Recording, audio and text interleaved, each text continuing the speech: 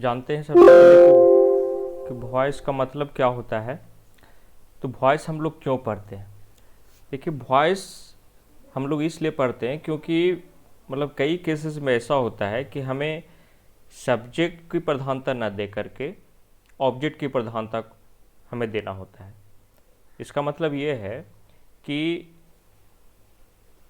Subject subject क्या होता है, ऑब्जेक्ट क्या होता है, इसको हमने आपके यूट्यूब वाले वीडियो में मैंने उसमें डिस्कस किया था। सिंपल सब्जेक्ट, एक्टिव सब्जेक्ट और पैसिव सब्जेक्ट। तो इसमें यह है कि अगर सब्जेक्ट की प्रधानता होती है, अगर हमको सब्जेक्ट को हाईलाइट करना है, अगर सब्जेक्ट किसी एक्शन को वो कर रहा है उसको हमको हाईलाइट करना है, तो उसके लिए हम एक्टिव का प्रयोग करते हैं। और आप लोग लिखिए कुछ नहीं, इसमें इसमें कुछ छेड़छाड़ नहीं कीजिए। तो जिनका मतलब सब्जेक्ट कह रहे थे कि सब्जेक्ट जिसके द्वारा किया जाता है, एक्शन जो होता है, उसको हम एक्टिव सब्जेक्ट कहते हैं। और जिस पर कार्य होता है उसको हम पैसिव सब्जेक्ट कहते हैं। तो इसमें यही चीज़ जानना है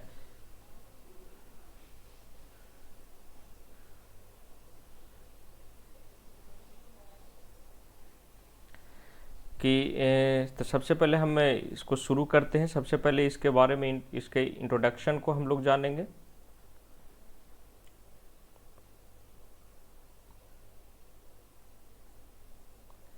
इसके इंट्रोडक्शन को सबसे पहले जानते हैं।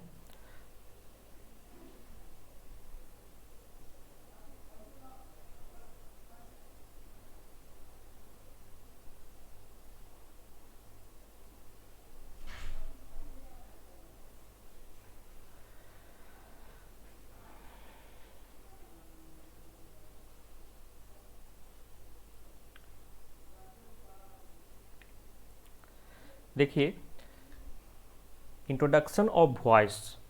At first we shall know what is voice. What is voice? Voice is the term used to describe whether a verb is active or passive. पिछले वीडियो में आपने इसके बारे में आपने देखा था कि एक्टिव वर्ब किसको कहते हैं, पैसिव वर्ब किसको कहते हैं, एक्टिव सब्जेक्ट किसको कहते हैं, पैसिव सब्जेक्ट किसको कहते हैं। एक्टिव सब्जेक्ट उसको कहते हैं यानी किसी भी सेंटेंस में अगर एक्शन जो है किसी के द्वारा हो रहा है और उसको हम हाईलाइट कर रहे हैं, तो वो एक्टिव सब्जेक्ट हुआ। और उसमें एक्टिव, जैसे अगर हम कहते हैं कि मैंने कलम चुराया, मैंने कलम चुराया, तो मैंने कलम चुराया, तो इसमें मैंने मतलब मैं खुद को हाईलाइट कर रहा हूँ कि मैंने कलम चुराया। तो इसमें मैंने जो है वो एक्शन कर रहा है यानी डूअर है, ये एक्टिव सब्जेक्ट हुआ। लेकिन अगर हम कहेंगे कि कलम मेरे द्वारा चुराया गया, तो कलम पर काम किया गया, तो कलम पर जब काम किया गया तो इसको हम बोलेंगे पैसिव सब्जेक्ट। तो वॉइस को दो टर्म में यूज़ करते हैं, एक्टिव और पैसिव। इसको इसलिए करते हैं क्योंकि आप देखे होंगे, न्यूज़पेपर पढ़े होंगे, तो न्यूज़पेपर में भी आपने उस तरह से आप देखे होंगे कि किस तरह से जिसको हाईलाइट करना होता है उसको पहले लिखते हैं और उसके बाद जो है जो डूअर होता है उसको लिखते हैं। उसके बाद देखिए, जैसे he eats a mango, he eats a mango, तो इसमें जो है ही ईट्स अ मैंगो, इसमें डूअर जो है वो ही है और एक्शन कौन कर रहा है, ही कर रहा है। और इसमें जो एक्शन हो रहा है वो ईटिंग का एक्शन हो रहा है, मतलब खाने का एक्शन हो रहा है। और आ मैंगो जो हुआ वो ऑब्जेक्ट हुआ। आ मैंगो जो है वो ऑब्जेक्ट है। आप लोग को बोल रहे हैं कि इसमें छेड़छाड़ मत कीजिए, इसमें कुछ लिखिए नहीं, डिस्टर्ब होगी आपको हम बाहर कर देंगे या आपने खुद रिमूव हो जाइए।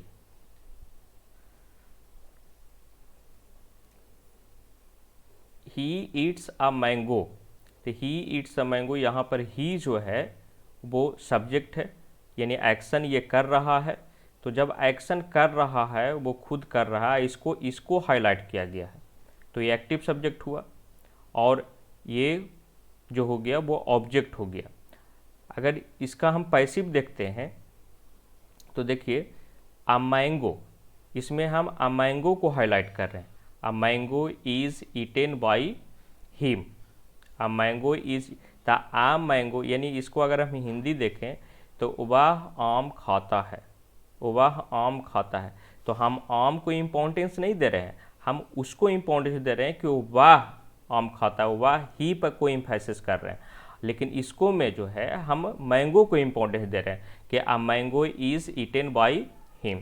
जैसे आप न्यूज़पेपर में पढ़े होंगे कि 4 thieves were arrested, the 4 thieves were arrested, ये इम्पोर्टेंट था कि 4 चोर पकड़े गए, ये इम्पोर्टेंट नहीं था कि किसने पकड़ा, किसने पकड़ा। ये अगर ये इम्पोर्टेंट होगा तो वहाँ पर एक्टिव में होगा, लेकिन यहाँ पर चोर को पकड़ना इम्पोर्टेंट है, इसी कारण ये पैसिव में है। आगे देखते हैं, इसके 2 काइंड्स होते हैं, active voice, passive voice. Active voice क्या क्या होता है, देखिए, if the subject is performing the action, अभी हमने बताया कि अगर सब्जेक्ट एक्शन परफॉर्म करता है तो उसको हम एक्टिव वॉइस कहते हैं। Then the verb is in said to be in active voice, यानी जब उसमें जो है सब्जेक्ट किसी भी एक्शन को परफॉर्म करेगा तो वो एक्टिव वॉइस कहलाएगा। और देखिए इसका पहले सबसे पहले एग्जांपल देख लेते हैं, आई हेल्प यू, तो इसमें आई जो है वो सब्जेक्ट है और हेल्प जो है वो वर्ब है, यू जो है वो ऑब्जेक्ट है। तो यहाँ पर आई हेल्प यू, मैं आपकी मदद करता हूँ, तो आई जो है वो डूअर का काम कर रहा है, आई जो है वो डूअर का काम कर रहा है, इस कारण। और ये हेल्प जो है ये जो काम करने वाला है जो आई है, इसी कारण यहाँ पर आई जो है वो सब्जेक्ट, इसको हम एक्टिव सब्जेक्ट भी कह सकते हैं, और हेल्प जो है वो एक्टिव वर्ब हो गया। पैसिव वॉइस को देखते हैं तो अगर if the subject is having the action done to it, अगर जो जिस पर जो है कार्य होता है, एक्टिव में था जो कार्य करता है, लेकिन जिस पर कार्य होता है उसको हम पैसिव सब्जेक्ट कहते हैं। पैसिव उसी में पैसिव वर्ब भी होता है। जैसे देखिए, you are helped by me, you are helped by me, तो इसका मतलब ये हुआ कि आप मेरे द्वारा मदद किए जाते हैं। तो आप पर काम हो रहा है, काम करने वाला मी है, लेकिन आप पर काम क्या हो रहा है कि यू आर हेल्प्ड बाय मी, मतलब आप पर काम हो रहा है। डैट मीन्स ये जो हो गया वो पैसिव सब्जेक्ट हो गया। देखिए यहाँ पर वेयर यू जो है वो सब्जेक्ट है, इसको हम पैसिव सब्जेक्ट भी बोल सकते हैं, और हेल्प जो है वो पैसिव वर्ब है। और यहाँ पर बाय मी का जो प्रयोग हुआ है वो एजेंट इसको कहते हैं, यानी प्रीपोजिशन प्लस ऑब्जेक्ट का जो प्रयोग होगा वो एजेंट कहलाएगा वॉइस में। आगे देखते हैं अब देखते हैं कि कैसे जो है हम इसको बनाएंगे। That means how to change into active to passive voice. बहुत ही इजी है। सबसे पहला अगर हम लोग रूल सीखते हैं तो उसके बाद जो है कोई प्रॉब्लम नहीं होगा। आई थिंक सबसे पहला जो है वो इम्पोर्टेंट है, उसको अगर हम लोग सीखेंगे तो बेहतर होगा।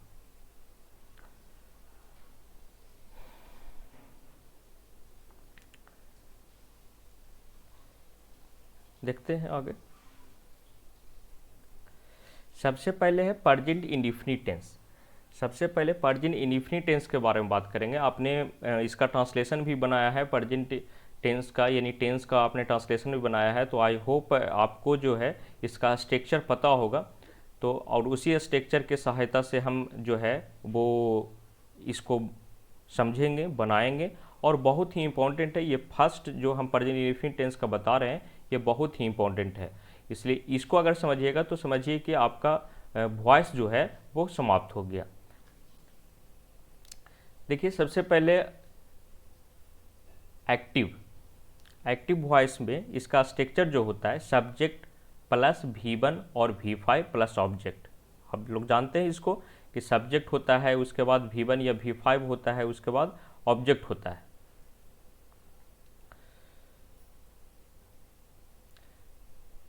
ये सब्जेक्ट के बाद V1 क्या होता है, V1 यानी वर्ब का जो मेन फॉर्म होता है उसको हम V1 कहते हैं। वर्ब का जो मेन फॉर्म होता है उसको हम V1 कहते हैं। तो जैसे खेलना का प्ले होता है, खाना का ईट होता है, रोना का बीप होता है, इस तरह का जो हम लोग जानते हैं उसको हम V1 कहते हैं, वो प्लूरल फॉर्म होता है। और V5 जो होता है वो सिंगुलर फॉर्म होता है। तो सब्जेक्ट अगर सिंगुलर रहेगा, आपने सिंटेक्स भी पढ़ा है, तो सिंटेक्स में हमने बताया था कि सब्जेक्ट अगर सिंगुलर होता है तो वर्ब सिंगुलर होता है, यानी वर्ब सिंगुलर क्या होगा, V5 होगा। अब देखिए इसका पैसिव कैसे बनाते हैं। तो पैसिव बनाने के लिए क्या करते हैं कि ये जो ऑब्जेक्ट है, ये ऑब्जेक्ट है, इसमें ये सब्जेक्ट हो गया, ये मेन वर्ब हो गया और ये ऑब्जेक्ट हो गया। बहुत ही इंपॉर्टेंट है, ध्यान से देखिएगा। यहाँ पर ऑब्जेक्ट जो है वो कि ऑब्जेक्ट को हम एज ए सब्जेक्ट लिखते हैं। देखिए ऑब्जेक्ट को एज ए सब्जेक्ट लिखते हैं। ये ऑब्जेक्ट है, अगर ऑब्जेक्ट में मी रहेगा तो आई होगा, अस रहेगा तो बी होगा, यू रहेगा तो यू होगा, हिम रहेगा तो ही होगा, हर रहेगा तो सी होगा, इस तरह से। और उसके बाद जो है ये ऑब्जेक्ट को एज ए सब्जेक्ट के रूप में, लेकिन यहाँ पर अगर नॉन रहता है तो नॉन का नॉन ही लिखाएगा, उसको में कोई चेंजिंग नहीं होगा, सिर्फ प्रोनाउन ही चेंज होता है। नॉन में अगर राम रहता है, सीता रहता है तो वही होगा, ब्रदर रहता है तो वही होगा, सिस्टर रहता है तो वही होगा, उसमें कोई चेंजिंग नहीं होता है। अब देखिए ऑब्जेक्ट को एज ए सब्जेक्ट के रूप में लिखे। अब उस यहाँ पर जो ये V1 है या V5 है उसको हम is am are plus V3 में चेंज करते हैं। V1 या V5 रहेगा उसको हम is am are plus V3 में चेंज करते हैं। उसके बाद बाई यानी प्रीपोजिशन बाई का प्रयोग करते हैं और उसके बाद जो है सब्जेक्ट का ऑब्जेक्ट लिखते हैं। यानी सब्जेक्ट में अगर आई है तो मी लिखाएगा, ही है तो हिम लिखाएगा, लेकिन अगर नॉन रहेगा तो नॉन का नॉन ही लिखाएगा। ये सारे टेंसेस में यही प्रोसेस है, जितनी भी टेंसेस है सब में बनाने के लिए आपका यही प्रोसेस है कि आपको ऑब्जेक्ट को एज ए सब्जेक्ट के रूप में लिखना होगा। उसके बाद जो वर्ब रहेगा उसके अनुसार इज एम आर, उसके अनुसार आपका ऑक्सिलरी वर्ब प्लस V3 का प्रयोग होगा, उसके बाद प्रीपोजिशन का प्रयोग होगा, उसके बाद यहाँ पर सब्जेक्ट है वो एज ए ऑब्जेक्ट लिखाएगा। देखिए जैसे एग्जांपल हम देखते हैं, यू स्टील माई पेन, तो यू स्टील माई पेन, तो यहाँ पर माई पेन है तो पेन जो है वो नॉन है, तो ये माई पेन जो है वो, ये पेन यहाँ पर नॉन है तो इसको अगर हम एज ए सब्जेक्ट लिखेंगे तो वही चल जाएगा, यानी माई पेन। और उसके बाद माई पेन के अनुसार ईज होगा कि एम होगा कि आर होगा, ये तो आप लोग जानते हैं। तो माई पेन इज स्टील का V3 स्टोलन होगा अब बाई यू, यानी my pen is stolen by you. अगर सब्जेक्ट और ऑब्जेक्ट देखिए कि सब्जेक्ट और ऑब्जेक्ट, जैसे आई का मी होता है, बी का अस होता है, यू का यू होता है, ही का हिम होता है, सी का हर होता है, ईट का ईट होता है, दे का देम होता है। और अगर कोई नाम रहेगा या कोई नाउन रहेगा तो नाउन का नाउन ही होगा, उसमें हम लोग चेंजिंग नहीं। ऐसा नहीं कि आकाश है तो उसका हिम लिख देंगे, सीता है तो उसको हर लिख देंगे, ये गलत हो जाएगा वॉइस में। ओके, नेक्स्ट देखते हैं present continuous tense. Present continuous tense में क्या होता है, आप लोग स्ट्रक्चर इसका जानते होंगे। क्या होता है structure, subject plus is am are plus V4 plus object, यानी V4 का मतलब होता है V1 प्लस ING। तो देखिए इसमें पैसिव में किस तरह से बनाते हैं, वही प्रोसेस है। ये ऑब्जेक्ट को एज ए सब्जेक्ट के रूप में लिखे, उसके बाद इज एम आर का प्रयोग किए, उसके बाद V4 का प्रयोग किए। V4 है तो यहाँ पर बीइंग का प्रयोग करेंगे। एक बात हमेशा माइंड में रखिएगा कि जहाँ पर किसी भी सेंटेंस में अगर V4 यानी V4 V1 प्लस ING का प्रयोग हो रहा है ऑक्सिलरी वर्ब के बाद, तो हमेशा पैसिव वॉइस में ऑक्सिलरी वर्ब के बाद और V3 के पहले हमेशा बीइंग का प्रयोग होगा, ये चीज़ याद रखिएगा। किसी भी टेंस में यानी कॉन्टिन्यूअस टेंस में आपको V4 का प्रयोग होता है तो उसमें पैसिव वॉइस में बीइंग का प्रयोग होगा। तो वही प्रोसेस हो गया, ऑब्जेक्ट को एज ए सब्जेक्ट के रूप में लिख दिए, उसके बाद इज एम आर का प्रयोग किए, उसके बाद बीइंग का प्रयोग किए, उसके बाद यहाँ पर V4 था उसको हम V3 में तब्दील किए, उसके बाद प्रीपोजिशन बाय का प्रयोग किए, यहाँ पर सब्जेक्ट है वहाँ उसको ऑब्जेक्ट के रूप में लिखे। एग्जाम्पल है I am teaching you, I am teaching you, this is an object and at first you have to write here you and according to you which verb is used, are, then you are, and this one is V4, that means V1 plus ing, teach plus ing, then you have to put being, then you are being, and third form of the verb of teach is taught, and after that you have to put preposition by, and after that you have to write an object of I, me. Then what will be the answer of this question? You are being taught by me. You are being, teach का taught हो गया, by और me. Okay, I hope you understand all the things. Present perfect tense. Next, present perfect tense, you know very well about the structure of this tense. Inactive subject plus has oblique have plus V3 plus object. Has have जहाँ रहेगा, वो अगर has have कहीं भी रहेगा तो अगर उसके बाद कोई वर्ब आ रहा है तो वर्ब का फॉर्म हमेशा 3 ही होगा, यानी थर्ड फॉर्म ही का प्रयोग होगा। तो इसमें भी वही प्रोसेस है कि ऑब्जेक्ट को हम एज ए सब्जेक्ट के रूप में लिखेंगे, उसके बाद हैज या हैव का प्रयोग करेंगे, उसके बाद बीन का प्रयोग करेंगे, यानी हैज हैव हैड रहे और उसके बाद V3 रहे तो पैसिव वॉइस में हमेशा बीन का ही प्रयोग होगा। तो हैज हैव के बाद बीन का प्रयोग किए, उसके बाद V3 कॉपी पेस्ट कर दिए और उसके बाद प्रीपोजिशन बाय का प्रयोग किए और यहाँ पर जो सब्जेक्ट था उसको हम एज ए ऑब्जेक्ट लिख दिए। प्रोसेस वही है जो फर्स्ट वाला आपने सीखा था, वही प्रोसेस है। देखिए एग्जाम्पल देखते हैं। He has played a ball, he has played a ball, तो यहाँ पर अ बॉल है, नाउन है तो अ बॉल पहले चला आएगा, तो a ball has been played by him, इस तरह से होगा। उसके बाद देखिए आपको बता देते हैं कि पूरे टेंस में 4 टेंस का पैसिव वॉइस नहीं बनता है, मतलब उसका यूज ही नहीं है, पूरे इंग्लिश ग्रामर में जो है उसका यूज ही नहीं है। जैसे बात करते हैं परफेक्ट कॉन्टिन्यूस टेंस की, चाहे तो प्रेजेंट परफेक्ट कॉन्टिन्यूस टेंस हो या पास्ट परफेक्ट कॉन्टिन्यूस टेंस हो या फ्यूचर परफेक्ट कॉन्टिन्यूस टेंस, ये तीनों का नहीं बनता है और एक फ्यूचर कॉन्टिन्यूस टेंस का भी नहीं बनता है, क्योंकि इसका यूज राइटिंग सेक्शन में भी नहीं होता है, कहीं पर इसका यूज नहीं है, इसी कारण इसका नहीं बनता। लेकिन आप बना सकते हैं, आप बना सकते हैं। आप रूल वही है सारे में, चाहे तो प्रेजेंट परफेक्ट कॉन्टिन्यूस टेंस लीजिए या चाहे तो पास्ट परफेक्ट कॉन्टिन्यूस टेंस लीजिए या चाहे तो फ्यूचर परफेक्ट कॉन्टिन्यूस टेंस लीजिए या फ्यूचर कॉन्टिन्यूस टेंस लीजिए, सारे में वर्ब का फोर्थ फॉर्म यूज होता है, यानी V4 का प्रयोग होता है, वर्ब में ing का प्रयोग होता है। तो हमने बताया था कि वर्ब में अगर ing लगा हुआ है तो क्या चीज़ का प्रयोग करते हैं, बीइंग का, यानी ऑक्सिलरी वर्ब के बाद बीइंग का प्रयोग करेंगे, उसके बाद जो है V3 का प्रयोग करेंगे। Then I hope you got it. Then next interrogative sentence, simple present tense का ही इंट्रोगेटिव सेंटेंस देखेंगे। देखिए इंट्रोगेटिव हो या निगेटिव हो, इसमें डू या डज का प्रयोग होता है। जैसे I do not help you, I don't help you, I do not help you, इस तरह से कहते हैं। अगर इसका पैसिव वॉइस तो आई हेल्प यू का जिस तरह से बनाते हैं आप, आई हेल्प यू, तो यू आर हेल्प्ड बाय मी होता है, यू आर हेल्प्ड बाय मी होता है, तो उसी तरह से आप इसका बना सकते हैं। जिस तरह से आप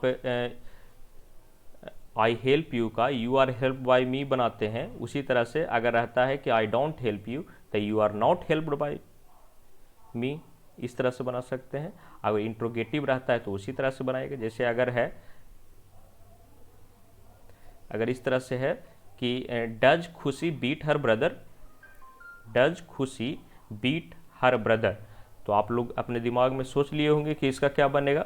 तो सबसे पहले डज लगा हुआ है, तो जब एक्टिव इंट्रोगेटिव है तो पैसिव भी इंट्रोगेटिव होगा। तो डू डज जहाँ पर भी रहेगा तो वहाँ पर ईज एम आर समझिए कि है, तो यहाँ पर ईज एम आर का प्रयोग है, यानी हर ब्रदर के अनुसार ईज का प्रयोग होगा। तो ईज हर ब्रदर, और बीट का भी3 क्या हो जाता है, बीटेन बाई खुशी। तो इस तरह से बनेगा कि is her brother beaten by Khushi. तो आप इसका भी बना सकते हैं कि why do you bother me, why do you bother me, आप मुझे क्यों परेशान करते हो। तो इसका भी उसी तरह से बनेगा, ये सिर्फ डब्ल्यू एच वर्ड इंक्लूड हो गया, तो उसी तरह से डब्ल्यू एच वर्ड जहाँ है वहीं रहेगा, तो यानी वाई का वाई हो जाएगा। और यहाँ पर डू है तो ईज एम आर में से कोई एक होगा, क्योंकि यहाँ पर मी है तो यहाँ पर एम होगा, तो वाई एम मी का सब्जेक्ट हो जाएगा आई, और बोदर का भी3 हो जाएगा बोदर्ड बाई यू, इस तरह से हो जाएगा, यानी why am I bothered by you, यानी वाई का वाई हो गया, यहाँ पर ईज एम आर, यहाँ पर मी था तो आई यहाँ पर आया तो आई के अनुसार एम का प्रयोग होगा, bothered by you. Then I hope आपने इसको समझ लिया होगा। नेक्स्ट देखते हैं, अगर डब्ल्यू एच वर्ड में व्हाट या हाउ मच या हाउ मेनी से अगर शुरू होता है तब उसको कैसे बनाते हैं। बहुत ही इजी है, सिर्फ समझना है, इसको कॉन्सेप्ट को समझिएगा तो हमेशा याद रहेगा। जैसे अगर हम कहते हैं व्हाट डू यू टीच, आप देखिए ये भी एक इम्पॉर्टेंट चीज़ है कि जिसमें ऑब्जेक्ट नहीं होता है, अगर सिंपल मतलब किसी भी सेंटेंस में अगर ऑब्जेक्ट नहीं होता है तो उसका पैसिव वॉइस नहीं बनता है, उसका पैसिव वॉइस पॉसिबल नहीं है। तो देखिए इसमें भी व्हाट डू यू टीच, आपको ऑब्जेक्ट पता चल रहा है, नहीं है ऑब्जेक्ट, लेकिन इसमें ऑब्जेक्ट है। कहाँ है, देखिए व्हाट डू यू टीच, आप क्या पढ़ाते हैं। अगर हम इसके आंसर की बात करेंगे तो आप मैथ पढ़ाते हैं, आप अंग्रेजी पढ़ाते हैं, तो यानी ऑब्जेक्ट नहीं है, ये ऑब्जेक्ट क्या कर रहा है, ये ऑब्जेक्ट ढूंढ रहा है, ये ऑब्जेक्ट जो है वो ढूंढ रहा है, यानी व्हाट डू यू टीच, ये ऑब्जेक्ट ढूंढ रहा है, यानी ऑब्जेक्ट के जहाँ पर यहाँ पर व्हाट का प्रयोग हुआ है, तो व्हाट ही ऑब्जेक्ट है। तो जब व्हाट ही ऑब्जेक्ट है तो उसको हम सब्जेक्ट लिखेंगे, यानी व्हाट का व्हाट लिखेंगे। व्हाट अगर ऑब्जेक्ट है तो उसको हम एज ए सब्जेक्ट के रूप में लिखेंगे। तो व्हाट और उसके बाद डू या डज रहता है तो आप जानते हैं क्या होता है, व्हाट इज, व्हाट इज, और टीच का भी3 क्या हो जाएगा, टॉट बाई यू, यानी इसका पैसिव क्या हो जाएगा, what is taught by you, यानी व्हाट का व्हाट हो गया, इज हो गया, और टीच का भी3 टॉट हो गया बाई यू। समझ गए, यहाँ पर व्हाट जो है वो एज ए ऑब्जेक्ट यूज हो रहा है, क्योंकि वो ऑब्जेक्ट खोज रहा है, वो ऑब्जेक्ट खोज रहा है, ऑब्जेक्ट उसको ज़रूरत है, तो ऑब्जेक्ट जो खोज रहा है यानी इसी के जगह पर ऑब्जेक्ट आएगा, तो ये ऑब्जेक्ट के रूप में यूज हो रहा है, इसलिए what is taught by you. तो उसी तरह से हाउ मच हाउ मेनी का भी उसी तरह से होता है।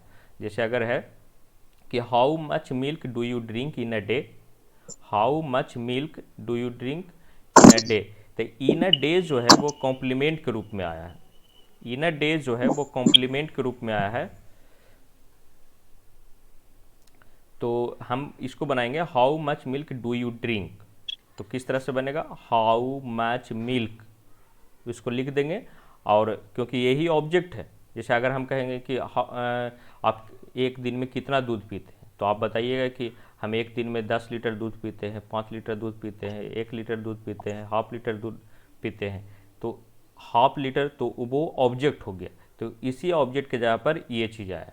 तो उसी तरह से how much milk is drunken in a day by you, यानी कॉम्प्लीमेंट जो रहता है वो भी3 के बाद यूज होगा, drunken in a day by you, इस तरह से। नेक्स्ट देखते हैं हु का, अगर हु रहेगा तो किस तरह से, who writes a letter, who writes a letter, यानी कौन पत्र लिखता है। तो अगर हम इसका हिंदी में अगर वॉइस बनाएंगे तो बहुत ही आसान है कि हु राइट्स अ लेटर, कौन पत्र लिखता है, इसका मतलब हो गया कि किनके द्वारा पत्र लिखा जाता है। तो किनके का क्या होता है, हुम होता है, यानी बाय हुम मतलब किनके द्वारा पत्र लिखा जाता है, इज अ लेटर रिटेन। तो उसी तरह से इसको बनाएंगे कि हु को बाय हुम में चेंज करेंगे, यानी बाय प्रीपोजिशन प्लस हुम में चेंज करेंगे, और उसके बाद इज आ लेटर को ऑब्जेक्ट है तो एज ए सब्जेक्ट के रूप में लिखेंगे, और राइट का V3 रिटेन होता है तो रिटेन लिखेंगे। हिंदी भी अगर समझेंगे, हिंदी से भी अगर समझेंगे तो आसान है कि हु राइट्स अ लेटर, तो पत्र कौन लिखता है या पत्र किनके द्वारा लिखा जाता है, तो by whom is a letter retain. इसको दूसरी तरह से भी बना सकते हैं कि हु का हु लिख दीजिए, इज प्रेजेंट इंडेफिनिट टेंस का है तो इज का प्रयोग होगा, आ लेटर और राइट का V3 रिटेन, और यहाँ पर बाय होगा।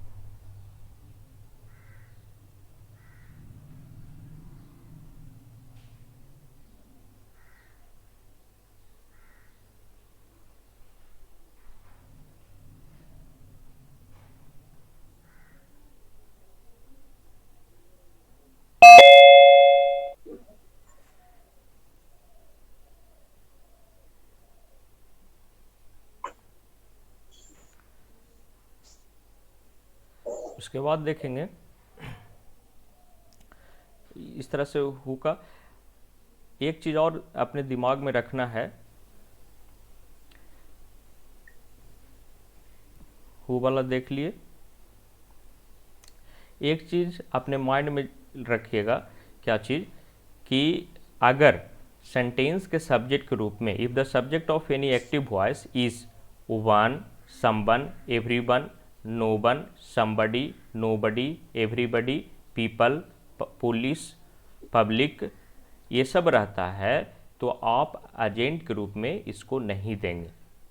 नहीं समझे? देखिए इसके एग्जांपल से, जैसे अगर है someone has beaten me, someone has beaten me, तो यहाँ पर समवन जो है वो सब्जेक्ट है, लेकिन हम इसको ऑब्जेक्ट के रूप में नहीं लिखेंगे, यानी मी का आई लिख दिए, उसके बाद हैव बीन का प्रयोग किए, प्रेजेंट परफेक्ट टेंस का था तो हैव के बाद बीन का प्रयोग होगा, और यहाँ पर बीटेन हुआ, बीटेन मी, सॉरी गलत है, बीटेन सिर्फ होगा, आई हैव बीन बीटेन, यहाँ पर मी नहीं होगा, यानी बाय समवन यहाँ पर हम नहीं लिख सकते, यहाँ पर मी गलत है, ये कंसीडर कीजिएगा, आई हैव बीन बीटेन सिर्फ इतना ही होगा, यहाँ पर बाय समवन नहीं लिख सकते हैं।